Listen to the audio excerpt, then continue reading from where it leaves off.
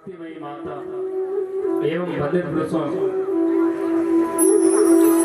एवं मेरे छोटे भाई बहनों, आपको मेरा इस व्यासपीठ से नमन करते हुए श्रीमद् देवी भागवत महापुराण के षष्ठम दिवस की कथा में प्रवेश करते हैं।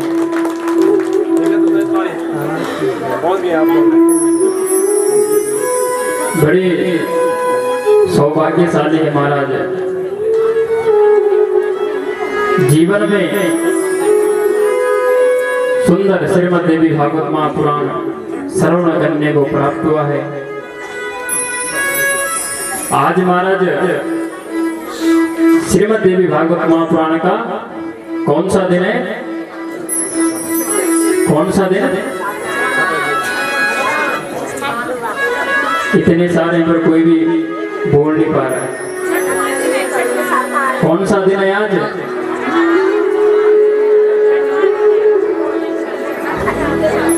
चौथा, सातवां, अच्छा छठवां। आज से महाराज श्रीमद् देवी भागवत महापुराण की उत्तरार्ध श्रीमद् देवी भागवत महापुराण की कथा श्रवण करेंगे।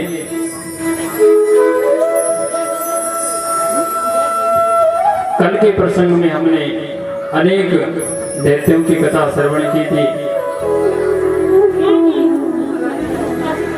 अब महाराज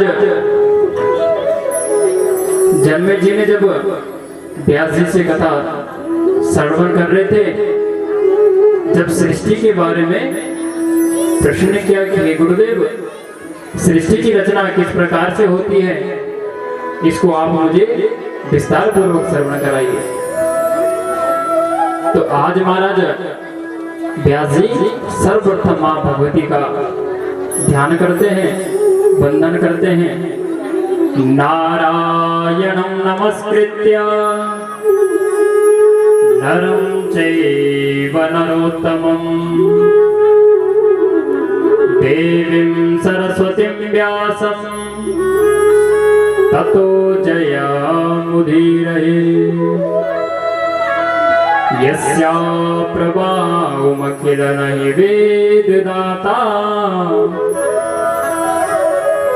नो वा हरिर्न गिरिशो नहि चाप्यनन्तः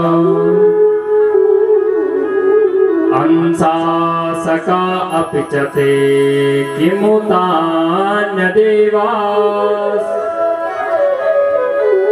तस्यै नमोऽस्तु सततं जगदम्बिकायै। यत्पादपङ्कजरजा समवाप्य विश्वम् ब्रह्मा सृजत्यनुदिना च विभाति विष्णुः। रुद्रस्य सहरति नेतिरथा समर्था तस्यै नमोऽस्तु सततं जगदम्बिकायै। तस्यै नमोऽस्तु सततं जगदम्बिकायै। बोल जगदम्बा मैया की, भद्रकाली मैया की जय। जयकारा हाथ लगाकर जोर से बोले बद्रीनारायण भगवान की, नरसिंह भगवान की, सुरकंडासुरी मैया की, राजराजेश्वरी मैया की। इस प्रकार से महाराज तस्यै नमोऽस्तु सततं जगदम्बिकायै। व्यास जी ने महाराज मां भगवती का ध्यान किया और कहा, जन्मे जी अब मैं तुम्हें सृष्टि के बारे में कथा श्रवण कराता हूं। जब महाराज जन्मे जी ने प्रश्न किया था कि हे गुरुदेव, हे सत्यवती नंदन, अब मैं आपसे सूर्य वंश तथा चंद्रवंश राजाओं की कथा सुनना चाहता हूँ। कि सूर्य वंश में और चंद्र वंश में कैसे कैसे महाप्रतापी राजा हुए। मैंने सुना है कि बड़े बड़े तेजस्वी थे, भगवान के भजन कीर्तन करते थे। तो मैं आपसे श्रवण करना चाहता हूँ कि ऐसे कौन कौन से प्रतापी राजा उस सूर्य वंश में और चंद्र वंश में हुए। ऐसा प्रश्न किया महाराज व्यास जी बड़े प्रसन्न हुए। कहा कि अब मैं तुम्हें चंद्र वंश और सूर्य वंश की कथा श्रवण कराता हूं। अब महाराज जन्मे जी को व्यास जी कथा श्रवण करा रहे हैं। कहा जन्मे जी अब मैं तुम्हें कथा श्रवण कराऊंगा और तुम सावधान होकर कथा श्रवण करना। सावधान तनया शृणु। कहा अब मैं तुम्हें सूर्य वंश चंद्र वंश के जो महाप्रतापी राजा हुए उनकी कथा मैं अब तुम्हें विस्तार पूर्वक श्रवण कराता हूं। कहा महाराज सबसे पहले भगवान विष्णु के नाभि कमल से ब्रह्मा की उत्पत्ति हुई। वहां महाराज 4 मुख वाले ब्रह्म थे। तब महाराज भगवान विष्णु ने उनको सृष्टि की उत्पत्ति करने के लिए कहा कि पुत्र तुम अब सृष्टि करो। अब महाराज ब्रह्मा जी सोचने लगे कि मेरे पास तो कुछ भी नहीं है, मैं किस चीज की सृष्टि करूं।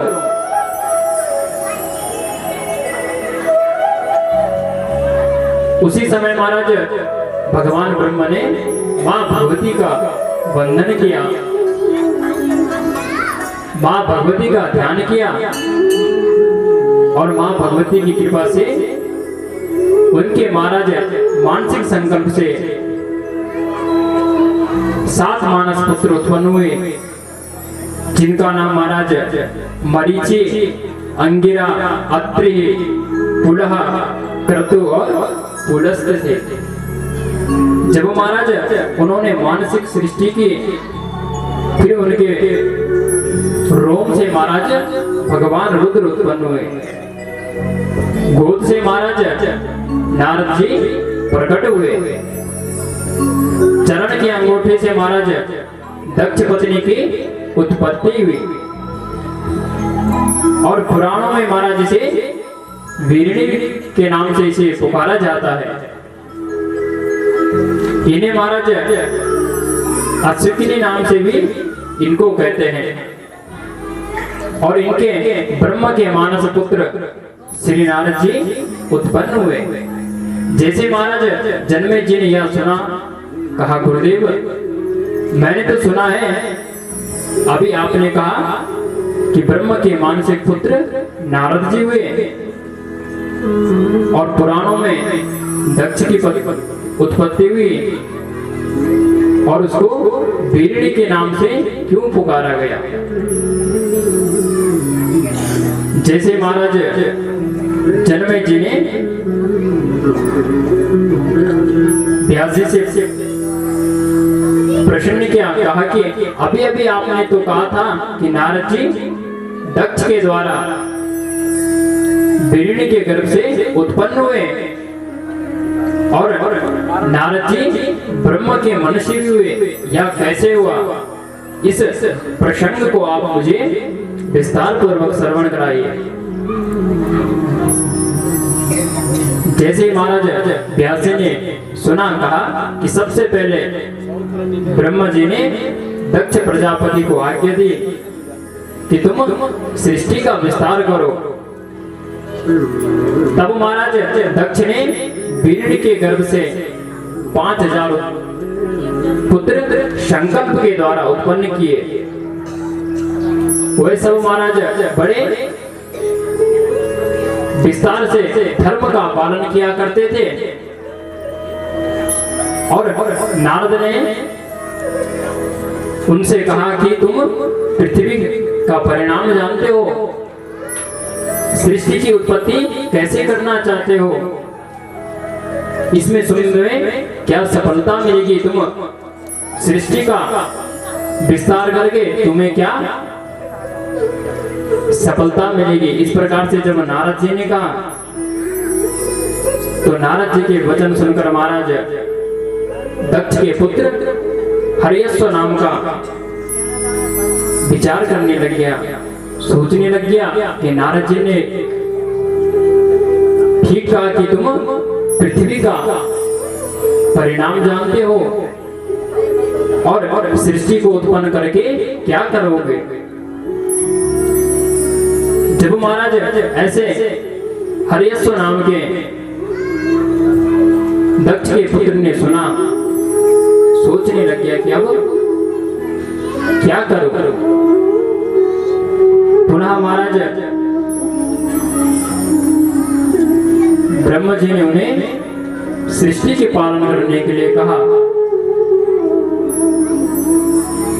उन्होंने महाराज नारद जी को श्राप दे दिया, कहा कि तुमने मेरे पुत्र का जीवन नष्ट किया, वैसे ही तुम नष्ट हो जाओगे।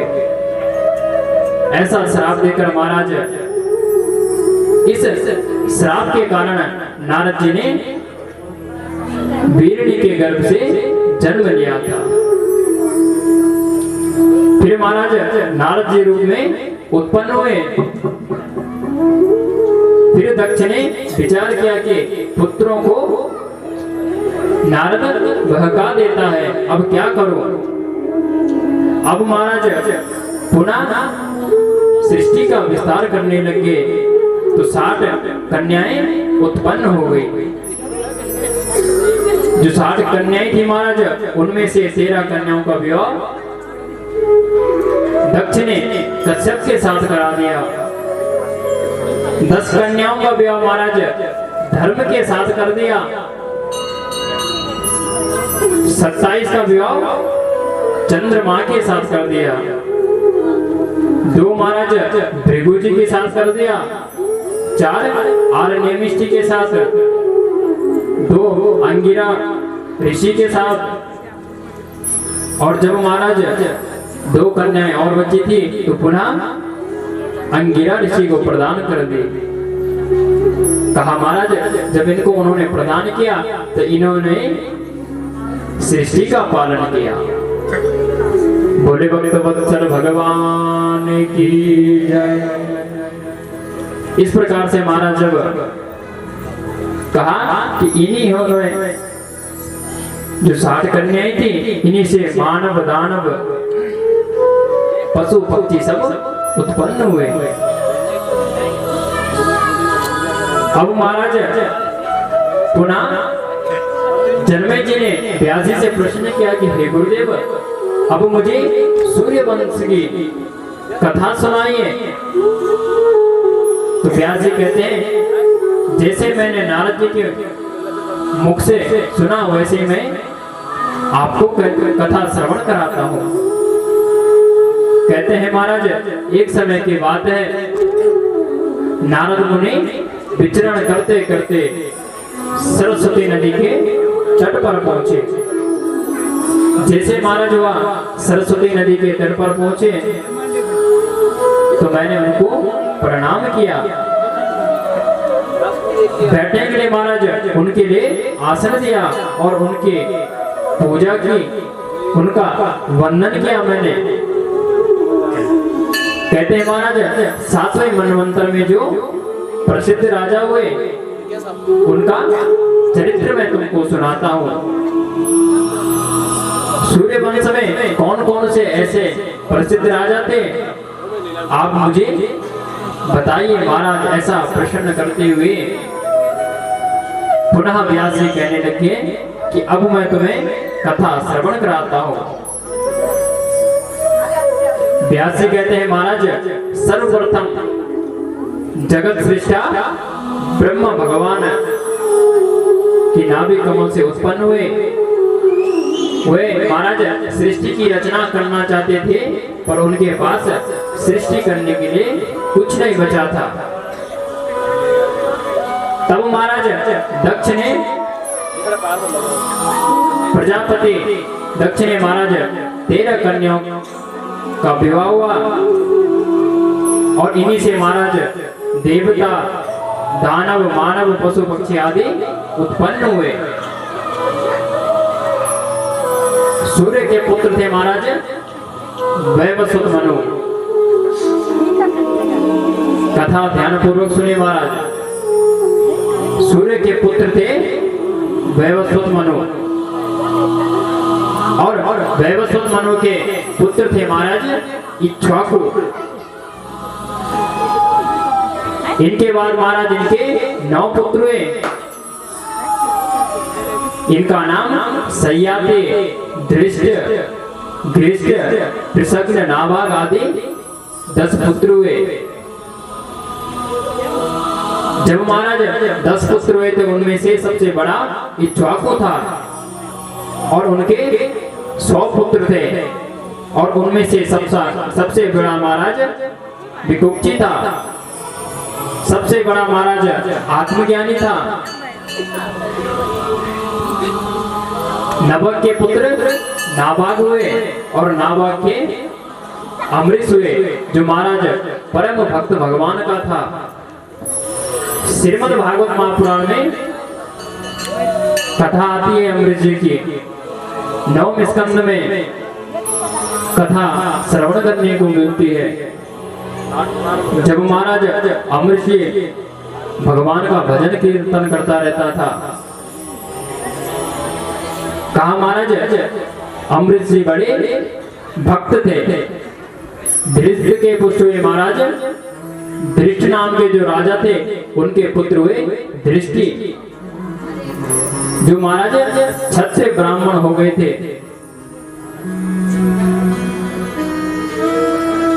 पुनः महाराज कहते हैं कि जो सयाति नाम का राजा था उनका अनर्थ हुआ और सयाति की सुकन्या नाम की एक पुत्री हुई। उन्होंने अपनी पुत्री का विवाह नेत्रहीन च्यवन मुनि के साथ कर दिया। जब महाराज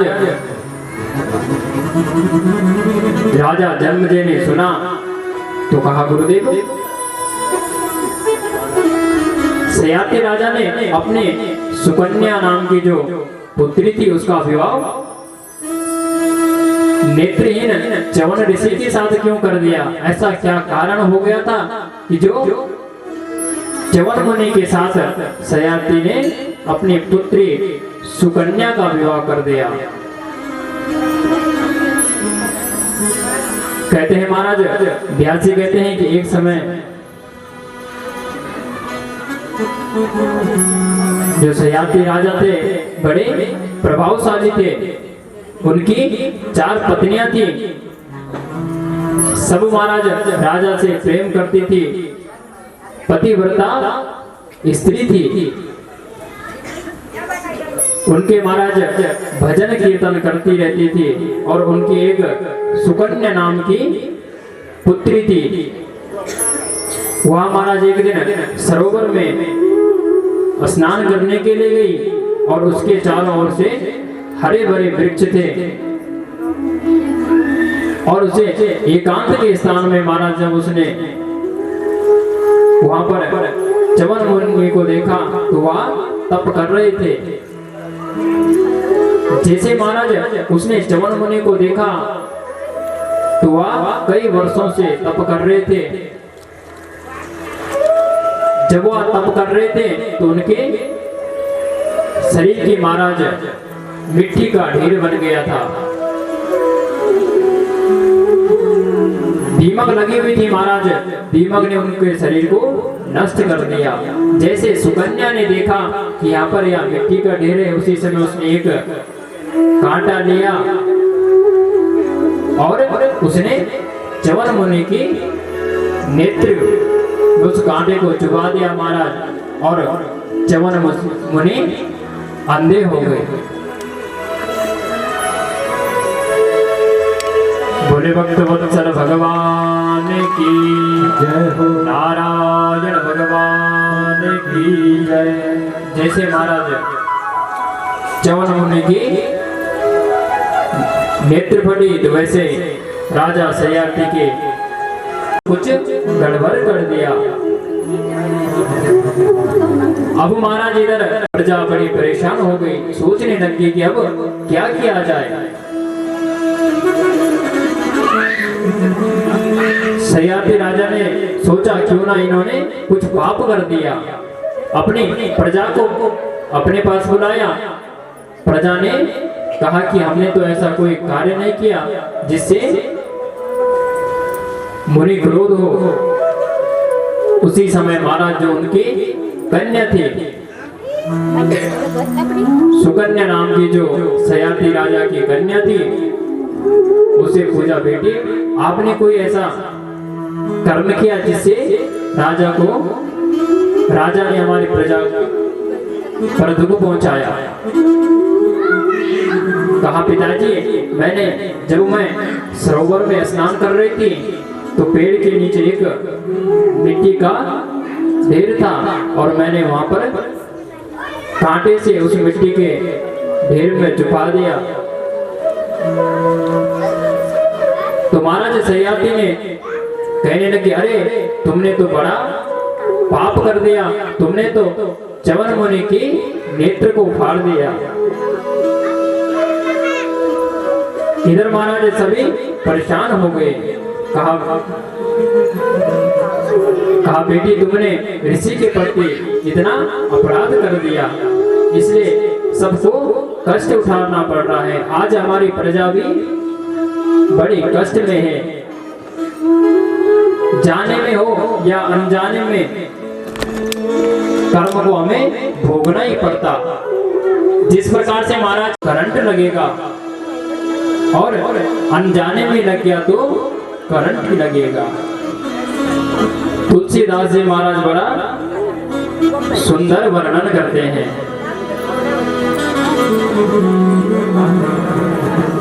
भाया कुबाया अनक आलस भाव कुभाव अनक आलस भाया कुबाया अनक आलस भाव कुभाव अनक आलस नाम जपत मंगल देश दसो नाम जपत मंगल देश दसो नाम जपत मंगल देश दसो नाम जपत मंगल देश दसो सुमेरे सुनाम राम गुण गाथा सुमेरे सुनाम राम गुण सुमेरे सुनाम राम गुण गाथा सुमेरे राम गुण गाथा करहु नाहि रघुनाथ माथा करहु नाहि रघुनाथ मंगल भवन अमंगल हारी मंगल भवन अमंगल हारे प्रभु सुदशरथ अजर बिहारे प्रभु सुदशरथ अजर बिहारे मंगल भवन। मैंने अपने पिताजी को कहा है कि मैं च्यवन मुनि की सेवा करूंगी। मैंने संकल्प लिया है कि मैं उनके प्रति दूसरी जगह नहीं जाऊंगी। इस कलयुग में तो महाराज बड़ा दुष्टता फैलेगी। अगर किसी पत्नी को अच्छा पति ना मिले तो वह दूसरे के साथ चला जाता है। पति को अगर अच्छी पत्नी ना मिले तो वह दूसरे के साथ चले जाता है। पर महाराज जो सुकन्या थी बड़ी पतिव्रता स्त्री थी, पतिव्रता का पालन करती थी। उसने कहा कि मैं अपने पति च्यवन मुनि को छोड़कर नहीं जाऊंगी। ऐसा जैसे महाराज अश्विनी कुमारों ने सुना तो बड़े प्रसन्न हो गए। कहा कि मैं तुमसे प्रसन्न हो गया। कहा कि तुम वर मांगो, तुम क्या चाहते हो? तो सुकन्या ने कहा कि मेरे पति को यौवन अवस्था में प्रदान कर दो। उसी समय महाराज एक सरोवर में अश्विनी कुमार और च्यवन मुनि ने महाराज स्नान किया। स्नान करते ही महाराज तीनों एक जैसे दिखने के थे। पूछने लगे कि इन तीनों में से तुम्हारा पति कौन है, पहचानो अपने पति को। सुकन्या ने महाराज मां भगवती का स्मरण किया कि हे मां, मैंने संकल्प लिया है अगर मैं पतिव्रता स्त्री हूं तो मुझे मेरे पति का पता चल जाएगा। जैसे महाराज उन्होंने अपने मां भगवती का ध्यान किया तो उसी समय उन्हें स्मरण आ गया और उन्हें अपने पति महाराज च्यवन मुनि को चयन कर दिया। भोले भक्त वत्सल भगवान की। और अश्विनी कुमारों ने महाराज सुंदर से च्यवन मुनि को यौवन अवस्था में प्रदान कर दिया।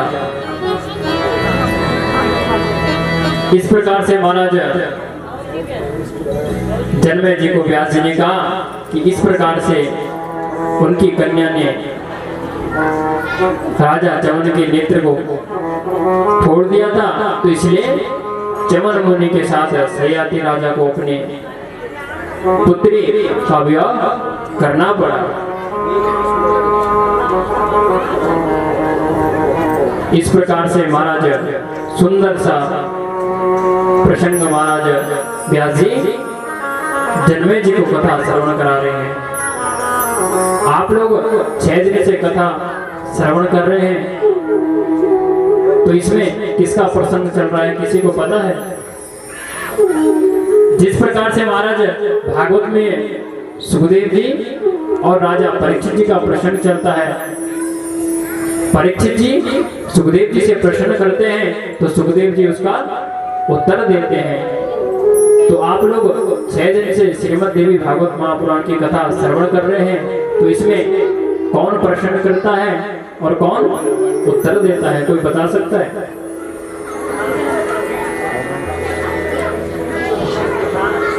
कोई बता सकता है कि इसमें कौन सा प्रश्न चल रहा है? परीक्षित जी के पुत्र कौन थे?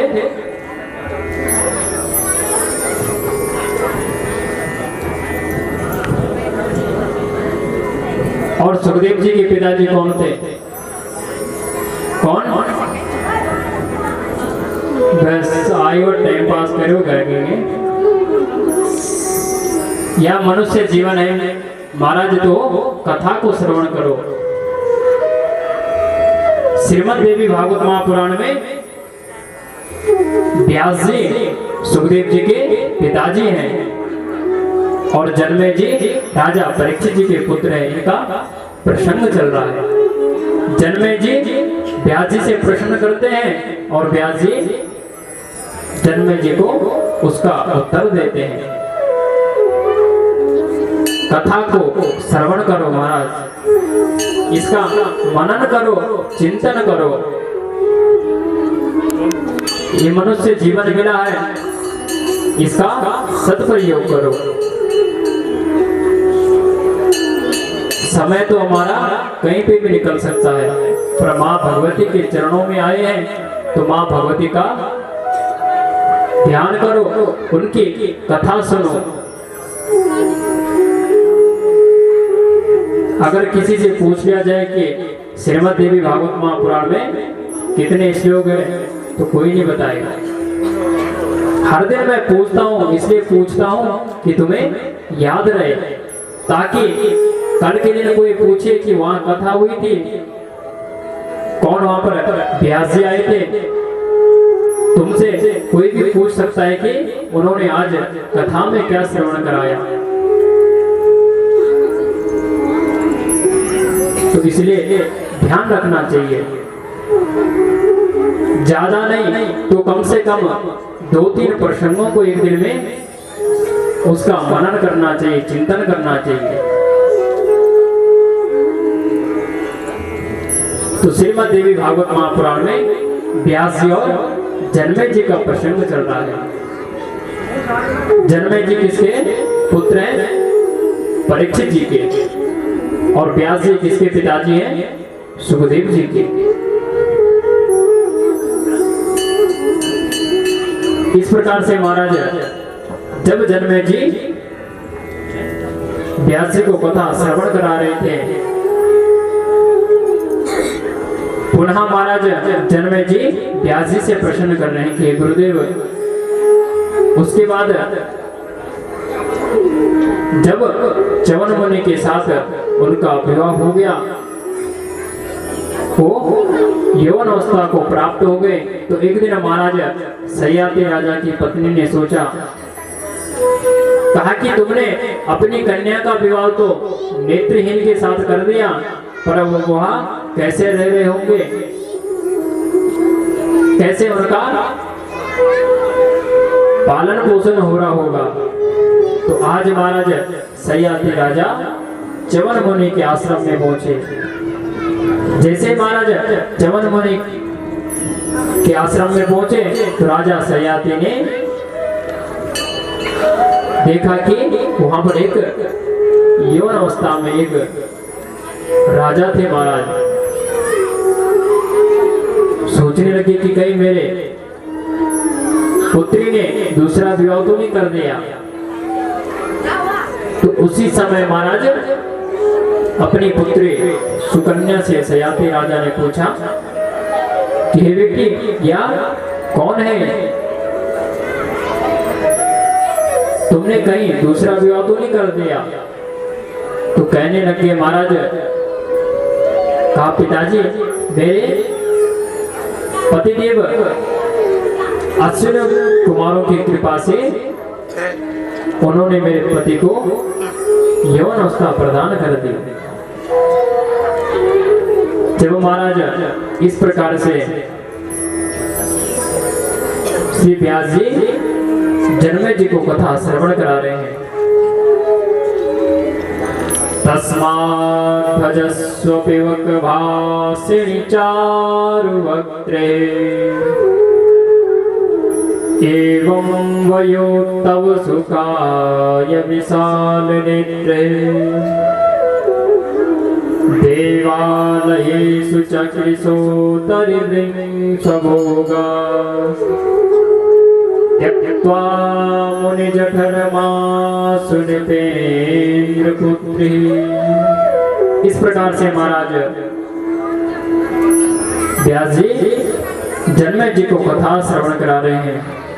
पुनः महाराज जन्मे जी ने अपने गुरुदेव व्यास जी से प्रश्न किया, गुरुदेव, जब महाराज अश्विनी कुमारों ने उन पर कृपा कर दी, तो आप कृपा करके बताइए कि च्यवन मुनि ने अश्विनी कुमारों को सोमरस कैसे पिलाया। यह प्रसंग आप मुझे विस्तार पूर्वक श्रवण कराइए। व्यास जी कहते हैं कि भरत वंश में पैदा होने वाले राजा अश्विनी कुमारों ने एक सुंदर रूप प्राप्त किया और च्यवन मुनि सुकन्या के साथ विहार करने लगे। अब तो महाराज वह बड़े प्रसन्न हो गए। एक समय सयाति ने अपनी पत्नी के विषय में बड़ा चिंतन किया, रोती रहती थी महाराज। तब महाराज जो उनके पति थे सयाति राजा ने कहा कि तुम घबराओ मत, तुम्हारी पुत्री कुशल पूर्वता है। कुशल पूर्वक च्यवन ऋषि के साथ अपना धर्म का पालन करते हुए उनके साथ रह रही है। इस प्रकार से महाराज उनको कथा श्रवण करा रहे हैं। जब महाराज इस प्रकार से च्यवन मुनि ने अपने तप के बल से दोनों ऐश्वर्य कुमारों को सदा सदा के लिए सोमरस का अधिकारी बना दिया और उस यज्ञ के करने से महाराज सरोवर की बड़ी महिमा हुई। पृथ्वी पर वह महाराज आश्रम प्रसिद्ध हो गया और राजा सयाति ने संतुष्ट होकर अपने राजधानी को लौटे। इसके बाद महाराज सयाति धर्म पूर्वक अपनी प्रजा का पालन करने लग गया और सयाति राजा के पुत्र आनर्त हुए। आनर्त से महाराज रेवत हुए। इनकी समुद्र से गिरी हुई महाराज कुत्सली नाम की एक नगरी थी और वहां पर एक आनर्त देश का राजा वहां पर एक शासन किया करता था। सबसे बड़े बेटे का नाम महाराज ककुदमी था। उनकी रेवती नाम की एक पुत्री थी और सचुर की कन्या थी महाराज। उसकी लंबाई 28 हाथ की थी और उसका विवाह नहीं हुआ था क्योंकि वह दिखने में महाराज बड़ी लंबी थी, तो उसके साथ कोई विवाह नहीं कर पाया। एक दिन महाराज उनके पिता रेवत ने सोचा कि मेरी पुत्री का विवाह नहीं हो रहा, तो ब्रह्मलोक में ब्रह्मा जी के पास गए। जैसे ही ब्रह्मलोक में पहुंचे तो ब्रह्मलोक के द्वार खुले थे और वहां पर जाकर देखा कि महाराज देवता, यक्ष, नदी, पर्वत सब थे और महाराज सभी मूर्तिमान होकर विराजमान थे।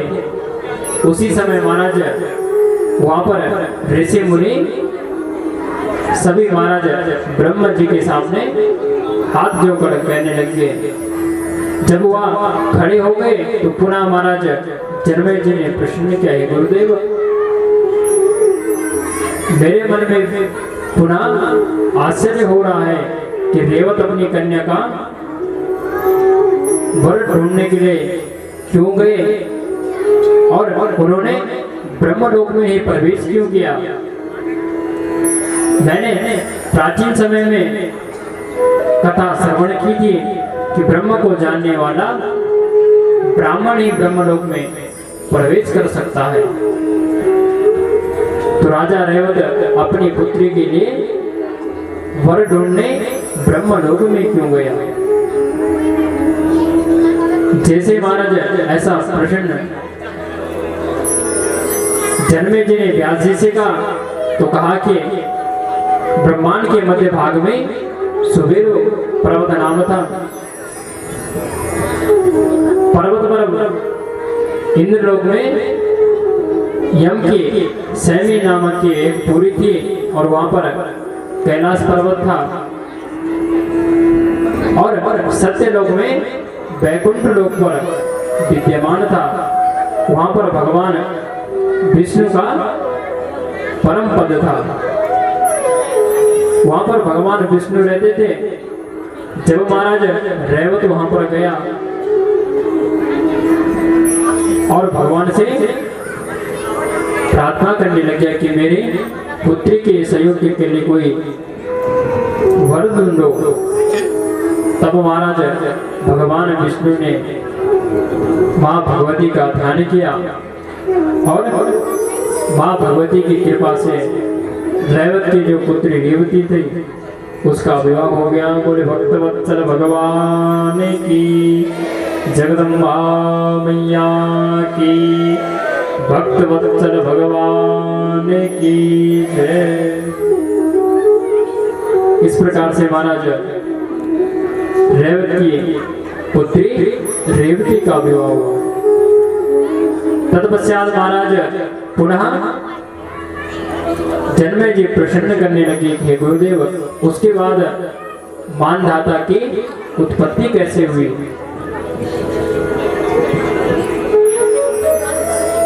जब इस प्रकार से महाराज प्रश्न किया तो कहने लगे कि मैं आपको यह इतिहास श्रवण कराता हूँ।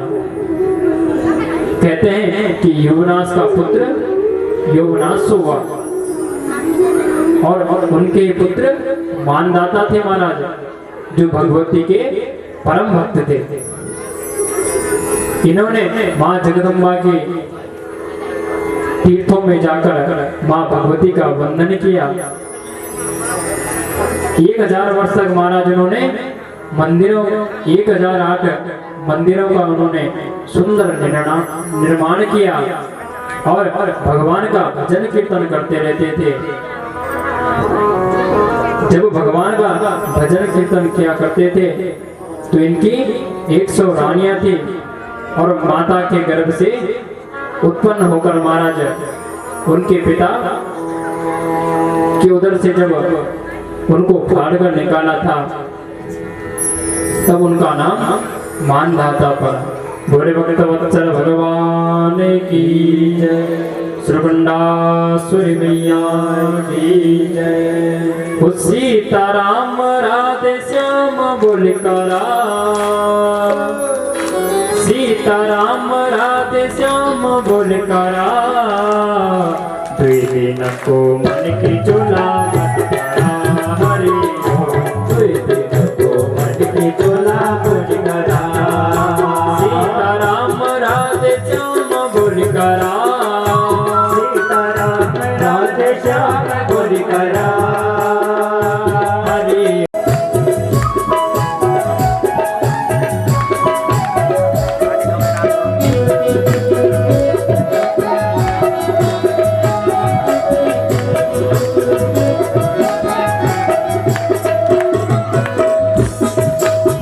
कमायो सभी के छोटे जानो, करो कमायो सभी के छोटे जानो। दान पुण्य करी करा मैन काम आनो, दान पुण्य करी करा मैन काम आनो। दान पुण्य करी करा मैन काम आनो, दान पुण्य करी करा मैन काम आनो। खाले आनो खाले जानो देख करा, खाले आनो खाले जानो सोच करा।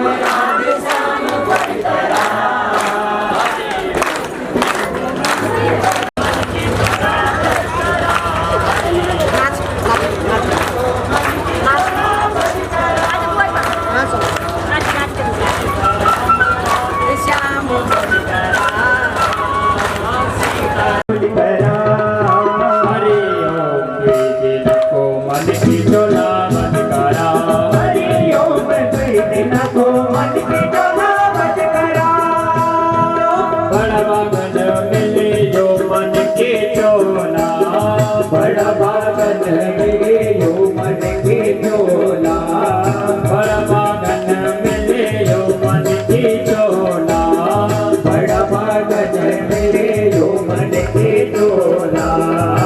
सत्संग माधेक सभी हरे कृष्ण बोला, सत्संग माधेक हरे कृष्ण बोला। ये जो गुड़ को मैंने सबे धैर्य, मैंने सबे करा। दिन को हरि ओम, दिन को मन की चोला मत करा।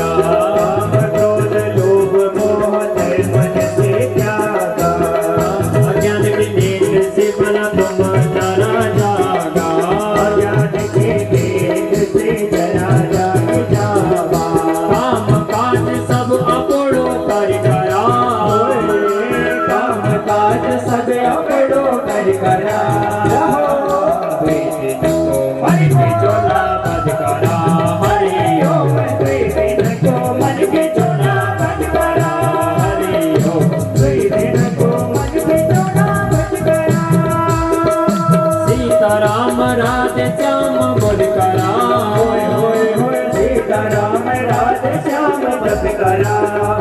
हरि ओम द्विदिन को मन की चोला बज करा, हरि ओम द्विदिन को मन की चोला बज करा, हरि ओम द्विदिन को मन की चोला बज करा, हरि ओम द्विदिन को मन की चोला बज करा, हरि ओम द्विदिन को मन की चोला बज करा। जगदम्बा मैया पुत्र प्रदान कर देती है। पर कब? जब माँ भगवती के मन,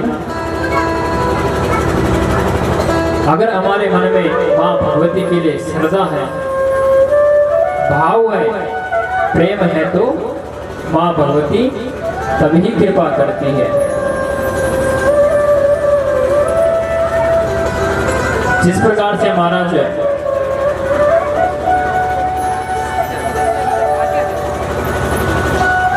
इस यज्ञ को करने वाले जो श्रीमती रजनी देवी है, इनके मन में भी श्रद्धा थी, इनका भाव था महाराज कि माँ भगवती के मंदिर में हमें श्रीमद् देवी भागवत महापुराण का श्रवण करना है। तो आज वह संकल्प पूर्णता की ओर है। माँ के प्रति अगर विश्वास रखोगे तो माँ अवश्य उस फल को प्रदान करती है। तो महाराज त्रिशंकु ने भगवान माँ भगवती का वंदन किया, माँ भगवती का स्तवन किया और उनको जो सुख चाहते थे महाराज, उनको माँ भगवती ने प्राप्त कर लिया। कहते हैं महाराज, अगर हमें किसी चीज की कमी है तो हमें माँ भगवती का वंदन करना चाहिए। केवल लोभ के लिए नहीं, मन में श्रद्धा भाव लेकर होना चाहिए। जिस प्रकार से महाराज विदुर के मन में भाव था, तो भगवान कृष्ण ने दुर्योधन के घर में 56 भोग छोड़कर विदुर जी के घर में आए थे और केले के छिलके खाए थे, क्योंकि महाराज विदुर का उतना ही फल प्रदान करेगी जितना कोई बड़ा व्यक्ति माँ भगवती के कई श्रृंगारों को भी चढ़ाएगा, सोना चढ़ाएगा या चांदी चढ़ाएगा, और किसी ने अगर भाव से श्रद्धा से माँ भगवती के चरणों में पुष्प अर्पित कर दिया तो माँ वही फल उनको प्रदान करेगी। इस प्रकार से महाराज जो त्रिशंकु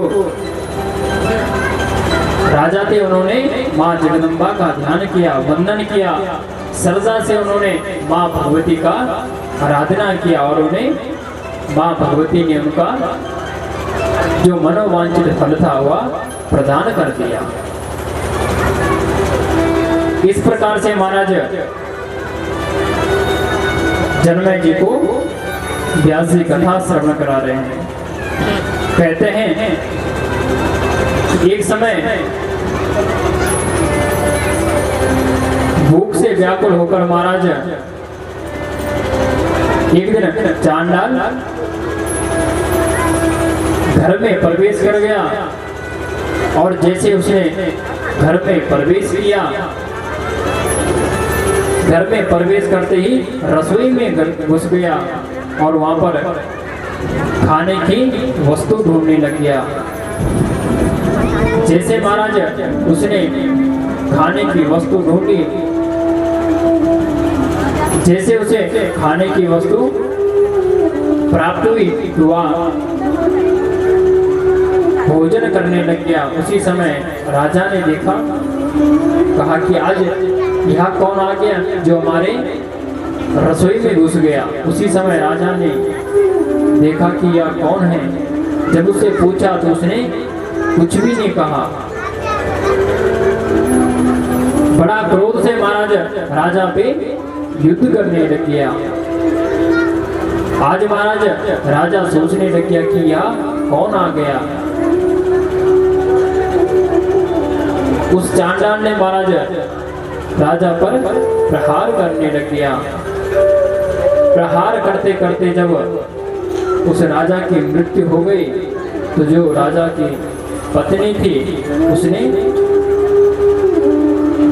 भगवान का ध्यान किया, माँ भगवती का ध्यान किया कि माँ भगवती ऐसा कौन आ गया जो आज हमारे घर में घुसकर हमारे राजा को मार दिया।